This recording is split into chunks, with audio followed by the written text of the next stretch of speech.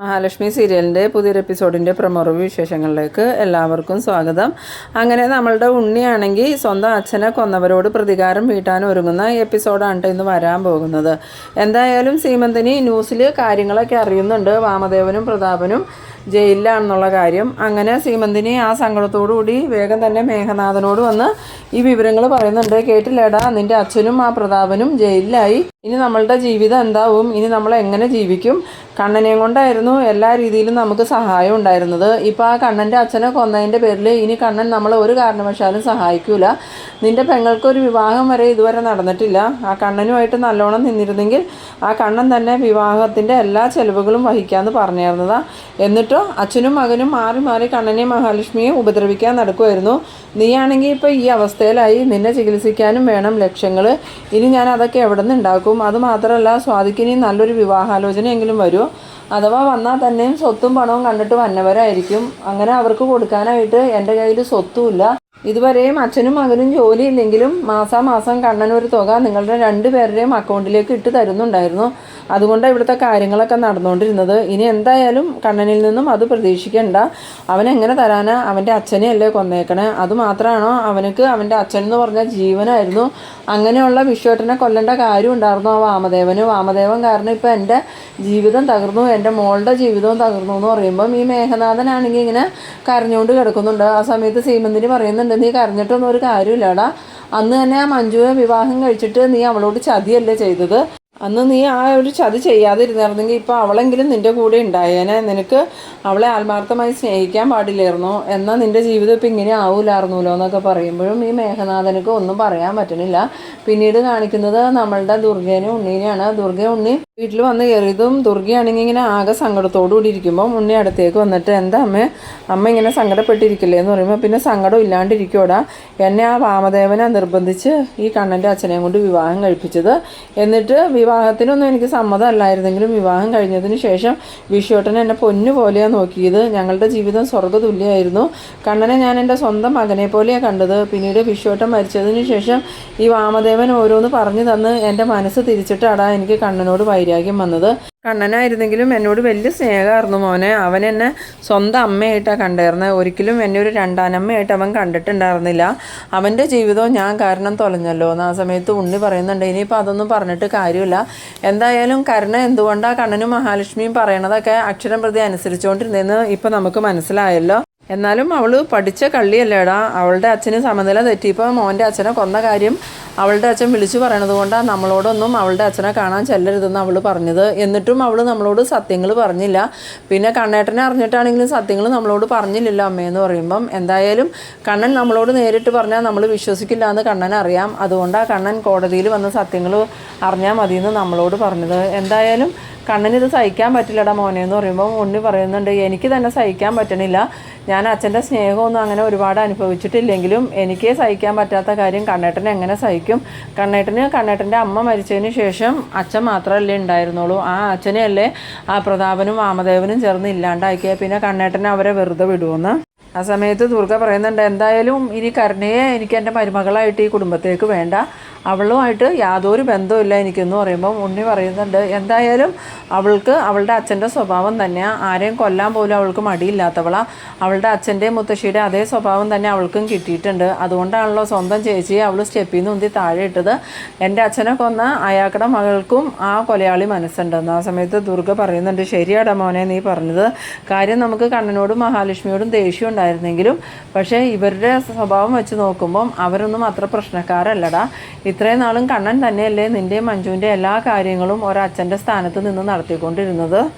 അത് ശരി അമ്മേ, കണ്ണേട്ടനെ എപ്പോഴും എന്നെ സ്നേഹിച്ചിട്ടേ ഉള്ളൂ. പക്ഷേ ഞാൻ മേഘേട്ടൻ്റെ അമ്മാവൻ്റെയും വർത്താനം കേട്ട് കണ്ണേട്ടനെ എപ്പോഴും ദ്രോഹിക്കാനേ ശ്രമിച്ചിട്ടുള്ളൂ. നമ്മൾ ചെയ്തതൊക്കെ വലിയ തെറ്റായി പോയി അമ്മേന്ന്. ആ സമയത്ത് ദുർഗയും പറയുന്നുണ്ട്, ശരിയാടാ മോനെ, നമ്മളിനി അതുപോലെ ഒന്നും ചിന്തിക്കാൻ പാടില്ല. കണ്ണനും മഹാലക്ഷ്മിക്കും സഹായമായിട്ട് ഇനി നമ്മൾ നിൽക്കാവുള്ളൂ.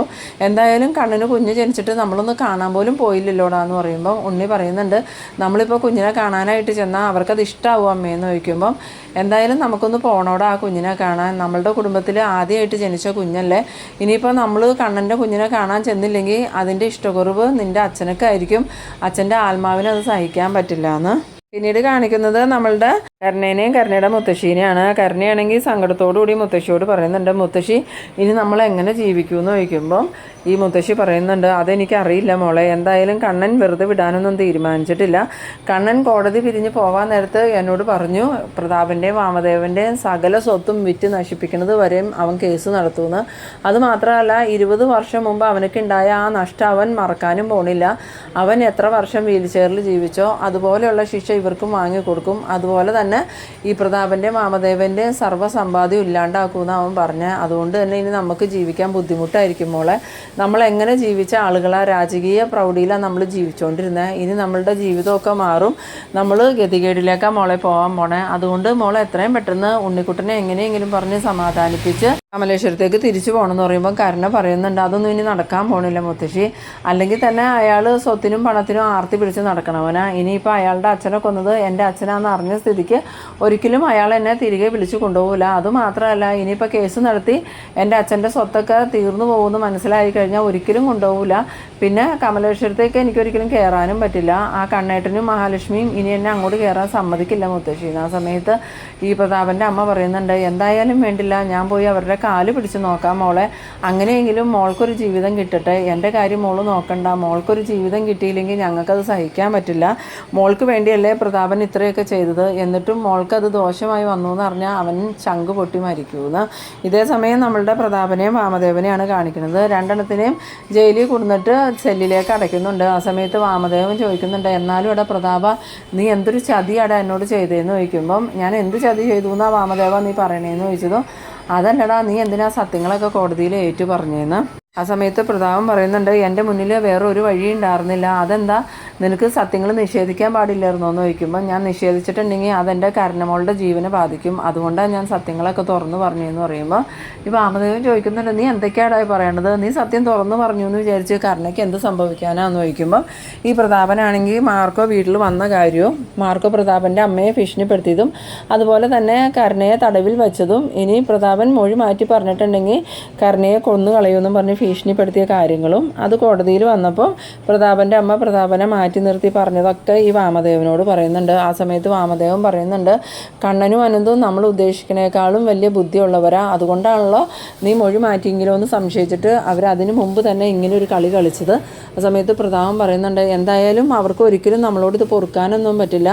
ഇനിയിപ്പോൾ ദുർഗയും ഉണ്ണിയും സത്യങ്ങൾ അറിഞ്ഞ സ്ഥിതിക്ക് അവരെങ്ങനെ പ്രതികരിക്കുമെന്നും പറയാൻ പറ്റില്ല. അന്നേരം വാമദേവൻ പറയുന്നുണ്ട്, എന്നാലും നീ കാരണം ഇതൊക്കെ ഉണ്ടായത് 20 വർഷങ്ങൾക്ക് മുമ്പ് നടന്ന കാര്യം നിൻ്റെ സമനില തെറ്റി നീ വിളിച്ചു പറഞ്ഞതുകൊണ്ടല്ലേ ഇപ്പോൾ സത്യങ്ങളെല്ലാവരും അറിഞ്ഞ്.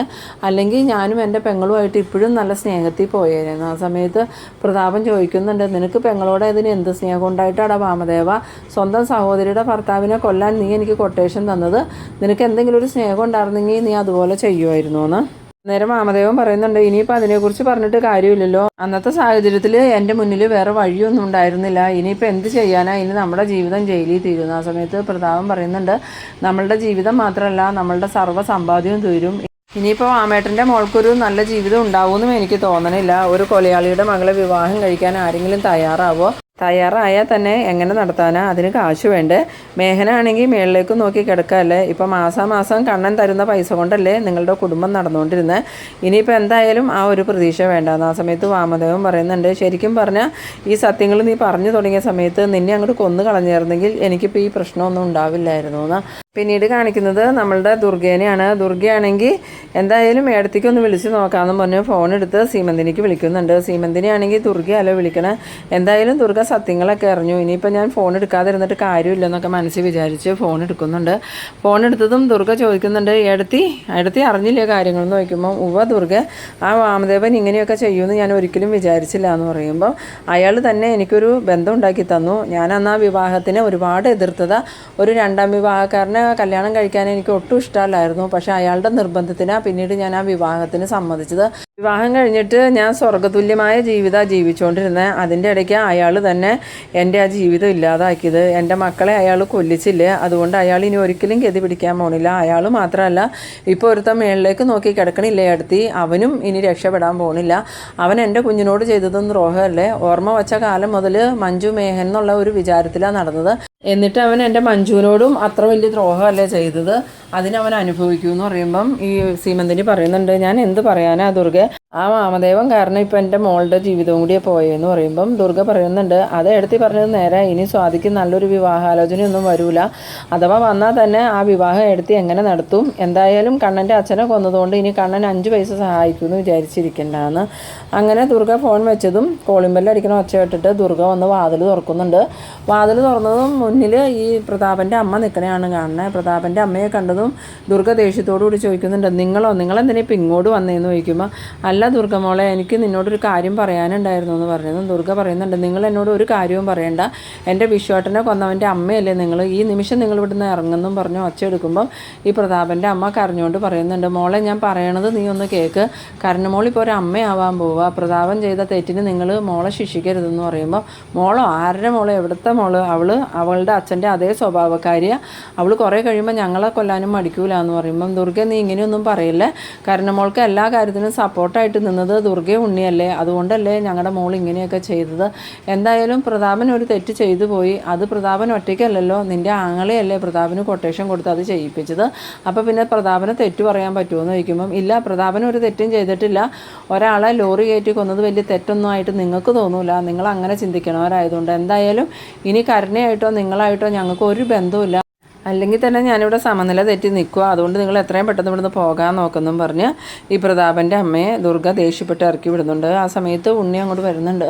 ഉണ്ണി വന്നതും അവരിപ്പോൾ എന്തിനാ അമ്മ ഇങ്ങോട്ട് വന്നതെന്ന് ചോദിക്കുമ്പം, അവരുടെ മോൾക്ക് ജീവിതം നഷ്ടപ്പെട്ടെങ്കിലോ എന്നുള്ള പേടി കൊണ്ട് മോളെ സ്വീകരിക്കണമെന്ന് പറയാനും കണ്ട് വന്നതാണ്, ഞാനവരെ ആട്ടി ഇറക്കി വിട്ടിട്ടുണ്ടെന്ന് പറയുമ്പോൾ ഉണ്ണി പറയുന്നുണ്ട്, എന്തായാലും എൻ്റെ അച്ഛനെ ഇല്ലാണ്ടാക്കിയാൽ അയാളും അയാളുടെ അമ്മയും മോളും അങ്ങനെ സന്തോഷമായിട്ടൊന്നും ഇനി ജീവിക്കേണ്ട, അവരുടെ സന്തോഷം തകർക്കാൻ നമുക്ക് ഇതിലും നല്ലൊരു അവസരം കിട്ടാനില്ല അമ്മ, ഈ അവസരം നമ്മൾ നല്ലോണം തന്നെ ഉപയോഗിക്കണം.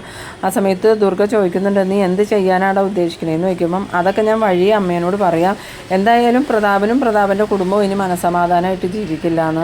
അത് കേട്ടതും ദുർഗയാണെങ്കിൽ ഒന്നും മനസ്സിലാവാത്ത പോലെ ഉണ്ണീനെ നോക്കി നിൽക്കുന്ന ആ ഒരു സീനിലാണ് ഈ എപ്പിസോഡ് അവസാനിക്കുന്നത്. അപ്പോൾ നിങ്ങളെൻ്റെ വീഡിയോ ആദ്യമായി കാണുന്നവരാണെങ്കിൽ ചാനലൊന്ന് സബ്സ്ക്രൈബ് ചെയ്യാനും ഇഷ്ടമായ ലൈക്ക് ചെയ്യാനും ഷെയർ ചെയ്യാനും മറക്കരുത്. ഇതുപോലെ ഇൻട്രസ്റ്റിംഗ് ആയിട്ടുള്ള അടുത്തൊരു എപ്പിസോഡുമായി നമുക്ക് വീണ്ടും കാണാം. അതുവരേക്കും ബൈ ബൈ.